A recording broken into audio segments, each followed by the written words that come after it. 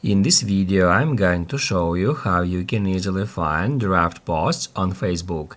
Be sure to watch the video to the very end so you don't make any mistakes. Let's get started, guys, and first off we need to open up Facebook app. Now I'm gonna quickly create a post and then I'm gonna save it as a draft. First off, we need to tap right here where it says what's on your mind. That's where we can create a post.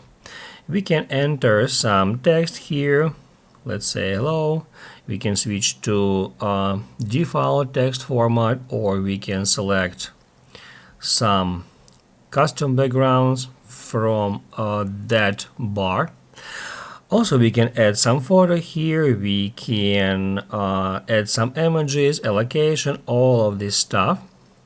And then to save this post as a draft, let's say we don't want to share it right now, we just need to tap right here at that button and then select Save Draft. Now let's say, guys, we close Facebook app and after a while we open it up again. And now let me show you how we can easily find our draft.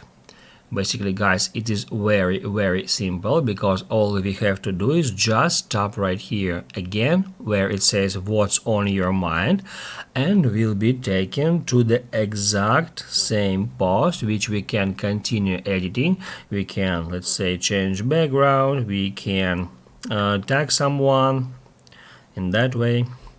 Also, we can change privacy settings here, and then to share it with our friends, we can just hit right here at post.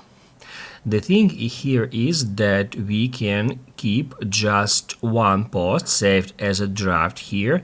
So once you remove this post, once you, let's say, start a new post here, the current one will be removed. So only by removing that draft we can start creating new post.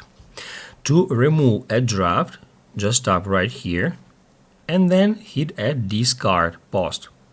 That will clear your draft and then you can start brand new post.